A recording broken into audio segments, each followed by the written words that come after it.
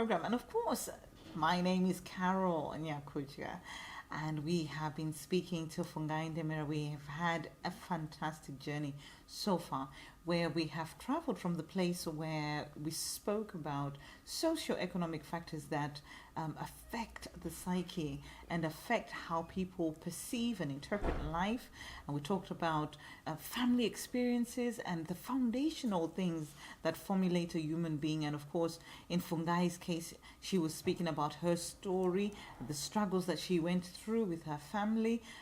And the one thing that kept her driven was the fact that she felt in all the problems and all the difficulties that they were having as children, as she was a child, that if she could do something that was different, that could support her mom, she felt that that was the one thing that she could hold on to, that would help her to then transform and become, somebody that is useful to the family unit. And of course, this is something that we have heard. We've heard about issues of rejection. We've heard about the polygamy and the societal factors that were affecting her and her family, and indeed a lot of people who are out there from black and ethnic minority backgrounds, but also just people in general, all of us in general, and what our environment, the impact of that, what it does to us. We then also heard about the call to action and kind of what and where she is now, and the successful businesses that she has set up, or the schools of thought, the Dream Blazers Academy, and a lot of different things. Well, she's here today, so she can explain all of that to you today.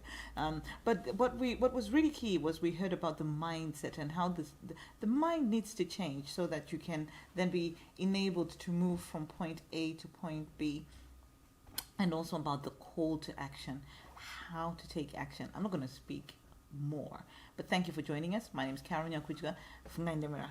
Have I summarized that in the best way that you mentioned it? Because I don't want to be taking words out of your mouth, but yes, and welcome to the program once more. Thank you for having me, Caroline. Yeah, so, you know what, I just want to very quickly go into this mindset issue and think about what it is really. So we started speaking about it, but yeah, again, what the mindset issue. Do you want to kind of talk about that a little bit? Yeah, so what I wanted to say was, mindset, change of mindset is a process.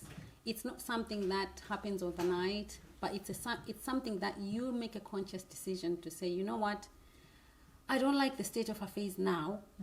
You make a decision what you want to do about it. And it is through that search of whatever you need to do that is going to help you then change your mind, change the way you think, and renew your mind. And the renewing of the mind is actually a daily process.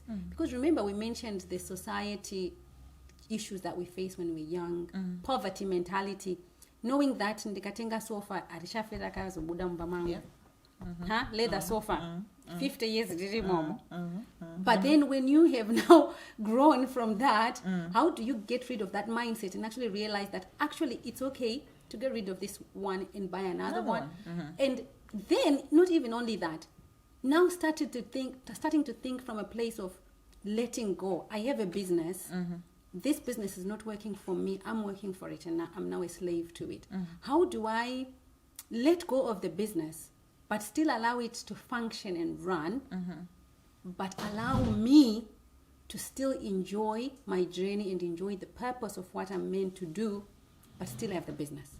So at what point the change that needs to happen, right? Yeah. So I mean, I completely get that in the sense that, and of course I know that we're joined right now by the team, the Dream Blazers team, and thank you so much for joining us. You know what? I've just jumped into this conversation, and I will definitely be coming back to you because I want to be hearing from you and the rest of your team. In terms of how this works. But that one question is, how do you come to a place of knowing when to let go? Knowing when to let go of a bad relationship, knowing when to let go of a bad job, knowing when to let go of a bad business.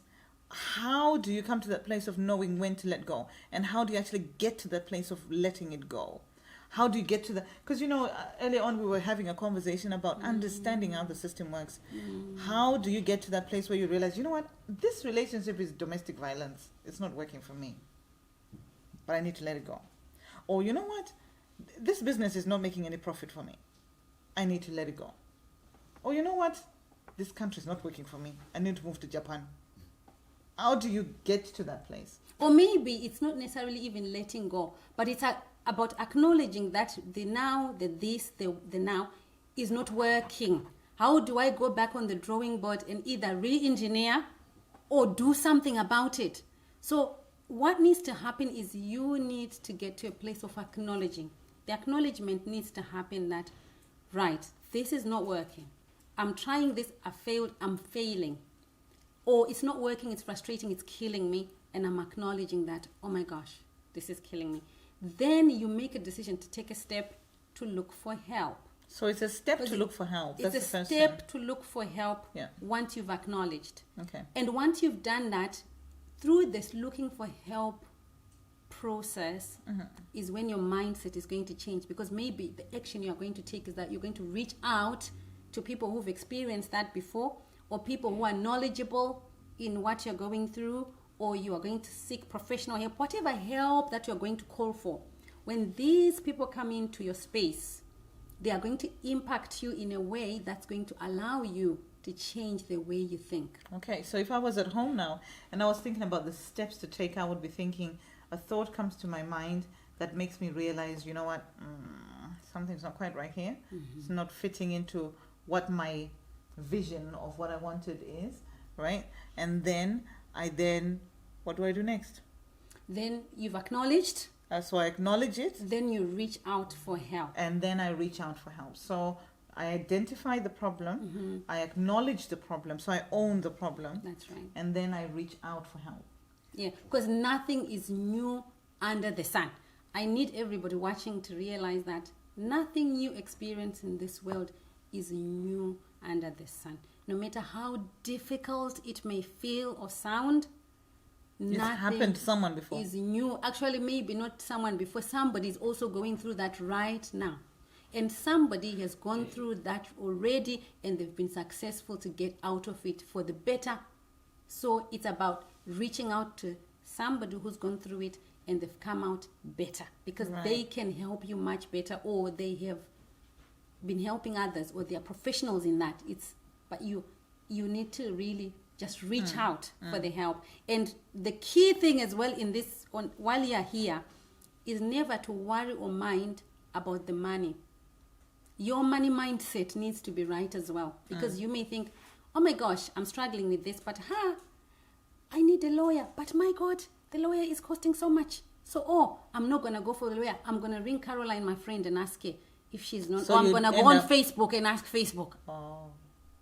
Then you end up with the wrong advice. And the wrong answer. From people that are not experts in the field. That's right. My God. And then you end up in a worse off mindset than where you started off.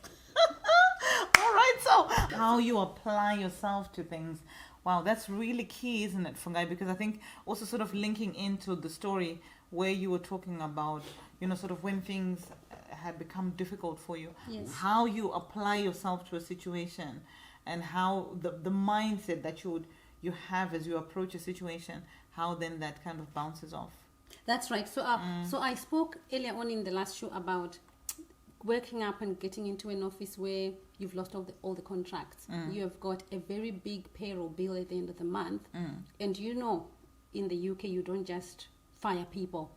There is employment law and there's redundancy processes, which may take up to 12 months or more for you to just try and get them off. But still up to then you have to pay them. So it's about your mindset. You are faced with a difficult situation, but in that difficult situation, the decisions you make is what makes the next thing different. It's either you swim, or you're gonna sink. Or you're gonna sink. You can't be floating, right? So at that point, the key thing was: do I seek for help, or do I just shut my doors and lock the offices and go home and cry and maybe hang myself? Because I was faced with a very big, huge bill that I didn't know how I was going to meet it. All the responsibilities you have, all these families that you feed, more than 40 families are looking to you for answers in this particular situation. The decision I took was I needed professional help. Called in for the lawyers, called in the accountant, called in the bank to say, this is where we are. From your point of view, how can you support me survive this difficult moment? And again, it was through those difficult experiences that I was then prepared and have a solid ground for the next level stuff. Because I know what it is to have red letters. All your letters that are coming through the door every day, they are red. They are red. Bailiff is knocking every other day. You'll know their name in the end. Peter. They are friends. You'll be like, okay, what do you want to come and take today? Come back next month. Come back tomorrow. Come back next week. You understand? But now, that helps you build the tenacity you need, and your risk appetite grows. Which means you can do even more harder things. Which means you can support others going through the same. That's where the Dream Blazers come in. So part of my work with the Dream Blazers to support others and say, guys, you know what? Actually, as a matter of fact, you're not going to die. Your business is all right. You can still push it to this level and you'll be okay. Because I've been through that fire and I know what it means at every stage. You understand? But without having experienced that, you are not able to take the risk. You are not able to. And those who do not choose to take the step to fly, they're never going to see what's the other side. What's on the other side? What's on the side? Well, if you don't choose to take the step to fly, then you will not see what's on the other side. Well, that's beautiful, isn't it, really? So mindset. How you look at the situation. Other businesses, the recession, they closed. They just look. I read of a story of a guy who ran a factory, and he just turned up and told all the drivers, guys, I'm closing. It's done. I'm done. And go back to work. And go back to work. Or maybe go and queue for benefits. You have got that choice. Wow. And